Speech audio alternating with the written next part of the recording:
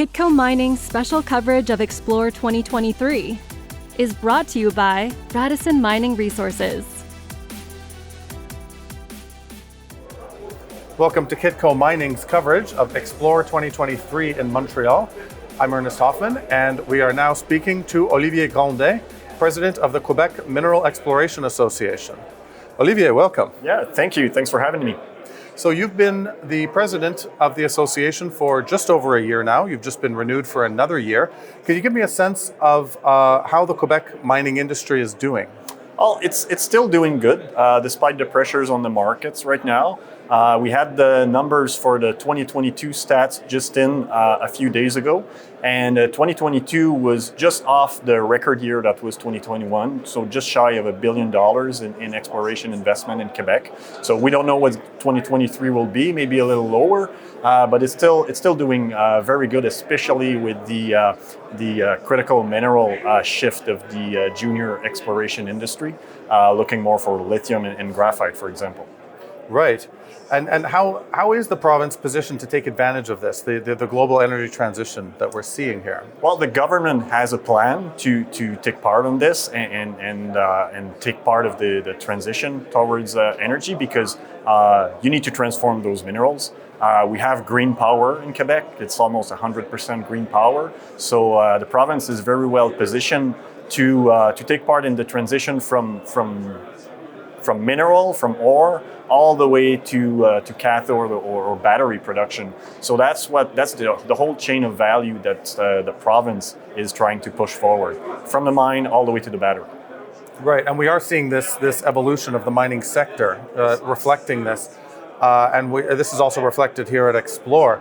How is that changing the mix in Quebec? Seeing the battery metals, the base metals, and what people are calling critical metals. How is that changing the focus of exploration companies in this province? Well, basically, junior companies are looking more and more at financing their programs for critical minerals, and that's completely normal. We've seen that in the past with, for example, uranium or rare earths.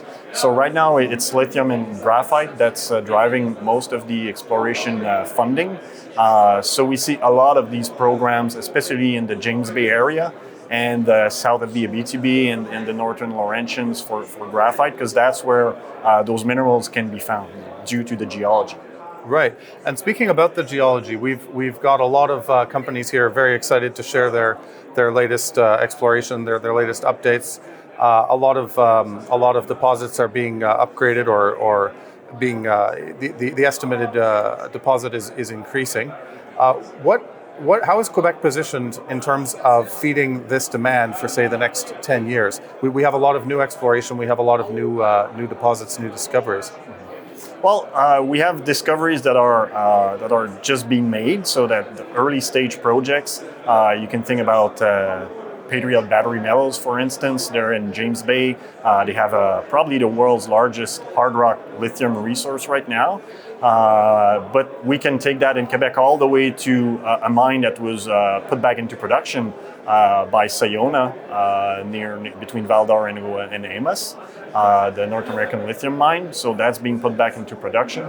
So we have the whole spectrum of projects being developed. In graphite, it's the same. We have Nouveau Monde Graphite developing a mine in the Northern Laurentians.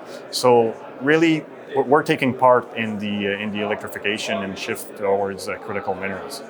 Great. And how is on the business side? Obviously, we've had some juniors struggling with investment. Obviously, a lot of investment has been going into the battery metals side.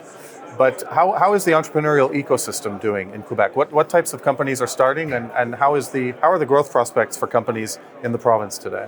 Oh, they're still very good, because we have a lot of expertise in Quebec, not only with junior exploration companies, but all the other companies servicing exploration with diamond drilling, geophysics, camp support, things like that.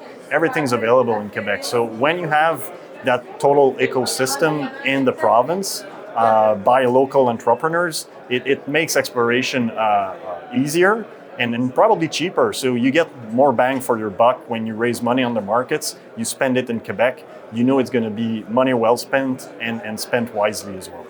And I guess also as the market turns and as more money will potentially be moving back into the precious metals, you have all of these well-established companies ready to ramp up their production, ramp up their business as well. Oh, absolutely, because gold and other metals have been mined in Quebec and in Abitibi for 100 years. So people know about that. Some projects are still active, and you have big players in the area. You have mines in production, so that stuff is still going on. Well, that's interesting that you would mention, because of course you're also a VP Exploration at Agnico Eagle. So I wanted to just get a sense from you of what you think gold prices could do for the mining stocks going forward. Obviously, gold is at historically high levels. It's hovering around 2,000, having a little bit of trouble breaking through. But we know that mining stocks, in historical terms, are quite undervalued relative to the price of gold. So what do you have any sense of when we might actually see the gold stocks begin to catch up? Well, again, I don't have a crystal ball, but there's got to be appetite for gold stocks to rise, and it's gonna be linked with profitability. Really, companies mining gold have to demonstrate they can make money, because investors now in the gold sector are not gold bugs anymore. They're generalist investors, so they want to make money. They want a company that's profitable. So that's what the whole sector needs to demonstrate. All right.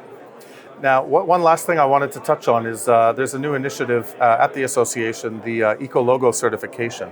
Can you tell us a little bit about that? Well, it's been going on since 2019, and we have numerous companies already certified operating in Quebec. And what it does is really ensure that companies have the best practices possible when you do field work. And it can be, again, diamond drilling companies, exploration companies, geophysics companies getting certified. And it's independently certified by UL Canada. And the great news is that it's going to be getting out of Quebec and be nationwide in Canada next year. So that certification is seen from communities, for example, host communities of exploration project, as a testimony that the companies operating there will use those best practices and make sure they have the least impact on the ground during their operations for the programs they do. All right, great. Well, I really appreciate you taking the time to talk to us today. Thank you. I'm Ernest Hoffman for Kitco Mining. Keep it here for more coverage from Xplor 2023 in Montreal. Kitco Mining's special coverage of Xplor 2023 is brought to you by Radisson Mining Resources.